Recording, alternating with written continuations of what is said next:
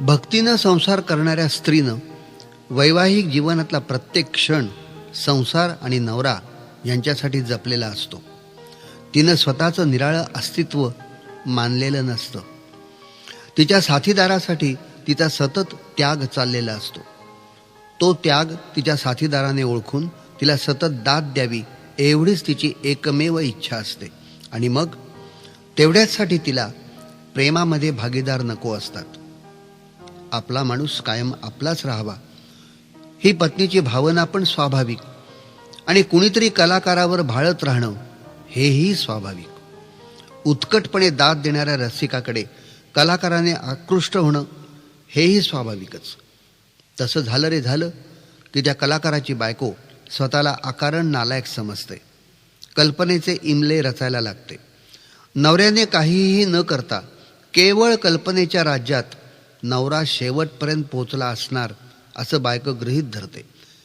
तिला तेव्हा तो स्वतःचा फार मोठा पराभव आणि अपमान वाटत राहतो. मग नवऱ्याची कला साधना हा तिला एक मनस्तापच होतो. अशी बायको आपल्या नवऱ्याला कला साधनेमध्ये साथ देईल असं वाटतं का? स्त्रीला जन्माला घालताना परमेश्वराने तिला विचारलं, तुला बुद्धी हवी की सौंदर्य? ती पटकन म्हणाली, बुद्धीची गरज नाही, सौंदर्यच दे. का? बुद्धीच्या सामर्थ्यावर सौंदर्य मिळवता येत नाही, पण सौंदर्याच्या जोरावरती बुद्धी विकत घेता येते. पोरकेपणा म्हणजे नेमकं काय? आपली व्यथा इतरांना न समजणं हाच पोरकेपणा. केव्हा केव्हा हे पोरकेपण आपण लावून घेत नाही. हे असंच असतं आयुष्यात असं म्हणतो, स्वतःची समजूत स्वतःच घालतो, पण कुठेतरी ठिणगी पडते आणि सगळं खाक होतं. असं हे पेटणं म्हणजे कापराचं पेटणं. मला स्वतःला जळायला आवडतं. ज्याच्यामध्ये जळून जाण्याची ताकद आहे तोच माणूस. पण त्याच वेळेला मला हे असं कापराचं जळणं आवडत नाही. याचं कारण मागे काही उरतच नाही. राखेच्या रूपानं का होईना मागं काहीतरी राहायला हवं, कारण ह्या राखेतूनच काहीतरी निर्माण होण्याची आशा असते. व्यथा सुद्धा कापरासारखी संपूर्ण जळता कामा नये. थैलीचं तोंड सुटलं की सुटणारी तोंड घट्ट मिटतात. नीती अनितीच्या चौकटी शेवटी बँकेच्या काउंटरवरच ठरतात. म्हणूनच पैसेवाल्यांना त्यांच्या भानगडी करणं आणि निस्तरणं सोपं जातं, कारण समाजानेच त्यांना स्वाभाविकपणाची लेबलं बहाल केलेली असतात. शब्दांचा व्याकरणातला अर्थ आणि स्थान हे परीक्षा देताना समजतं, आणि त्याच शब्दांचं जीवनाशी काय नातं असतं याचा अर्थ जगताना समजतो. परीक्षेचा हॉल सोडला की परीक्षेचं ओझं झटकता येतं, कारण पदवीपुरता त्या हॉलशी संबंध असतो. पण जगताना जेव्हा शब्द झटकता येत नाहीत तेव्हाच त्यांचा खरा अर्थ समजतो. मुलाखत. मुलाखत हा प्रकार मला मुळातच बोगस वाटतो. बोलणारा भाबडेपणानं भारावून जेव्हा मर्मबंधातलं काही सांगू लागतो तेव्हा मुलाखत घेणाऱ्याच्या डोक्यात छापलेला पुढचा प्रश्न असतो किंवा कॉलमची लांबी. बोलणारा कवितेत गेलेला आणि विचारणारा गणितात. म्हणूनच मुलाखत संपली रे संपली की गणितातल्या उत्तराच्या कंसाप्रमाणे मुलाखत घेणारा कंस म्हणतो, वेळ छान गेला. वास्तविक मुलाखत घेणाऱ्याच्या जवळ सांगणाऱ्याचा गाभारा धुपाने भरण्याची ताकद हवी. मुलाखतीमधून गुजगोष्ठीत प्रवेश करण्याची जादू हवी. एखाद्याला बोलतं करायचं म्हणजे सहप्रवास करावा लागतो. ऐकणारा म्हणजे साधा फुगा आणि बोलणारा म्हणजे गॅसचा फुगा. गुंगीमध्ये नशेमध्ये जास्त तरल वातावरणात चढणारा आणि पहिला मात्र जमीन घट्ट धरून ठेवणारा, या दोन फुग्यांचा संवाद कसा होणार?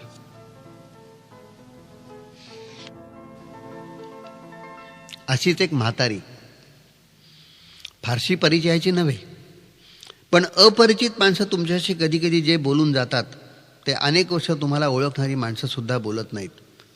ती मला मस्तपैकी सांगत होती, अरे राजा, मुली बघणं हा पुरुषांचा स्थायी भाव आहे. बायकांकडे पाहावं ही भावना जोवर जागती आहे ना तोवर पुरुष हा पुरुष आहे. आता आमच्या विनाचे वडील तसं वय झालेलं हो, पण हे असे या खिडकीजवळ उभे राहिले ना की गुंग व्हायचे. मोठ्या प्रसन्नतेने रस्त्यावरच्या बायका पाहत राहायचे. ते तर पुरुषच, पण तुला गंमत सांगते, अरे एक दोनदा मी पण त्यांच्याजवळ जाऊन उभी राहिले. रस्त्यावरून जाणाऱ्या पोरींकडे त्यांच्या म्हणजे तुम्हा पुरुषांच्या नजरेतून पाहण्याचा प्रयत्न केला. त्यावेळेला बायांकडे पागल होऊन पाहणारे पुरुष मला पागल वाटेनासे झाले बघ. आता तर रस्त्यावरच्या मुली पाहण्याचा मला छंदच जडलाय. बेभान करण्याचं तंत्र बरोबर शिकल्यात त्या कार्ट्या. चित्रासारख्या राहतात बघ. अरे मी तर गेल्या अनेक दिवसामध्ये कुरूप मुलगी पाहिलीच नाही. मी प्रचंड हसलो आणि त्या अनोळखी बाईला म्हटलं, आजी तुमचे हे विचार एकदा माझ्या बायकोला ऐकवाल का हो? मुळीच ऐकवणार नाही. का? अरे बेटा, तरुणपणामध्ये अहंकार असतो. आपली तुलना इतरांबरोबर होता कामा नये असं वाटतं. त्यात काही गैर पण नाही हो. मी तरुण असताना माझ्या नवऱ्याला कमी छळलाय का? हे विचार आत्ताचे म्हातारपणचे. स्वतःच्या रूपाचा अहंकार जळला तेव्हा बाकीचं सौंदर्य दिसायला लागलं.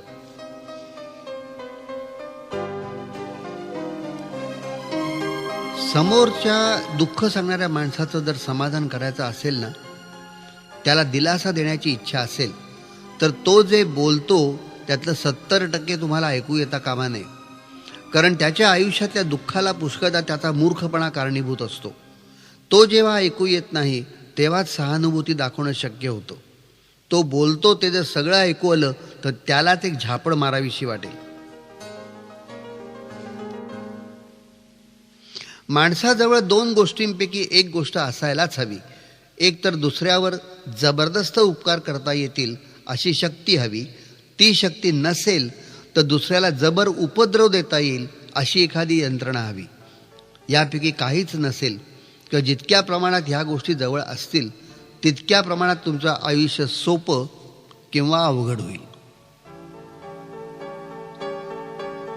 कळप करून राहणाऱ्या प्राण्यात आपण माणसाची गणना करतो.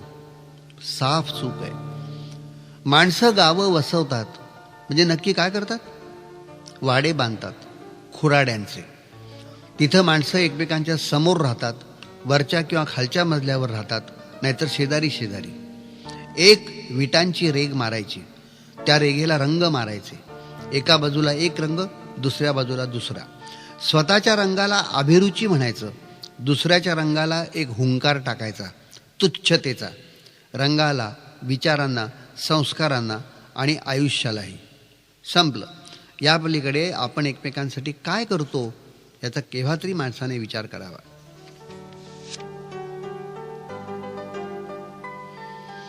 मिस्टर बायकोला विश्वासात घ्यावं, पण ती बिथरणार नाही अशा बेतानं. रिंग मास्तर आपल्याला सहज बोटावर खेळवतोय हे जसं वाघिणीच्या लक्षात येता कामा नाहीये तसं आहे. पण आपलं काय होतं माहिती आहे? समोरून जाणारा प्रचंड हत्ती आपल्याला दिसत नाही. तो गेल्यावर त्याची धुळीमध्ये उमटलेली पावलं पाहून आपण असं म्हणतो, अरे इथून हत्ती गेलेला दिसतोय. आपण हे अंदाज करत असेपर्यंत एखादा निर्णय घेऊन मोकळा सुद्धा होतो हेही आपल्या लक्षामध्ये येत नाही. म्हणून म्हटलं बायकोच्या बाबतीत हेच आहे. अरे बायको कशी हवी राव? आपण बिथरलो तर आपल्याला सावरणारी हवी, स्वतःच बिथरणारी नको. थोडक्यात म्हणजे पेपरवेट सारखी हवी. खालचे कागद फडफडतील पण ती स्वतः गडगडणार नाही, चळणार नाही आणि खालचे कागदही उडून देणार नाही.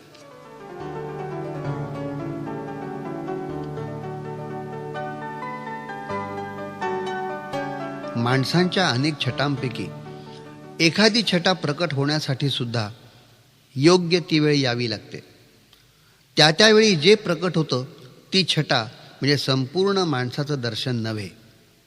आपल्यालाच फार घाई होते आणि एखादी छटा, एखादा विचार, एखादी कृती म्हणजे ती संपूर्ण व्यक्ती असं आपण धरून चालतो. असं गृहीत धरून चालण्याची खोड वाढवणं म्हणजे पश्चात्तापाला भरपूर वाव देणं. पश्चात्तापाचा काळ हा काही अचानक उगवत नाही, आपोआप जन्माला येत नाही. भूतकाळामध्ये ज्या काही गोष्टी आपण कारण नसताना घाईघाईने उरकतो त्या घाईच्या क्षणीच अशा काळाला आपण जन्म देतो. मग ती घाई एखादी कृती करण्यात असो किंवा एखाद्या व्यक्तीबद्दल बांधतो त्या आडाख्याबद्दलची असो.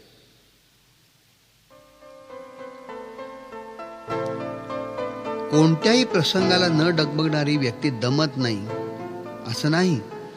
परंपरेनं आणि चाकोरीनं आपण काही काही गोष्टी कायम गृहीत धरून चालतो. विदूषकाने प्रत्येक मिनिटाला हसवलंच पाहिजे किंवा टोपलीचं झाकण काढताच नागाने फणा काढून 10चा आकडा दाखवलाच पाहिजे अशा आपल्या अपेक्षा असतात. थकवा ही एक नैसर्गिक अवस्था आहे हे आपण काही व्यक्तींच्या बाबतीत गृहीत धरायलाच तयार नसतो. कोणत्या तरी एका क्षणापर्यंत पेशंट डॉक्टरचा असतो, नंतर तो नियतीचा होतो.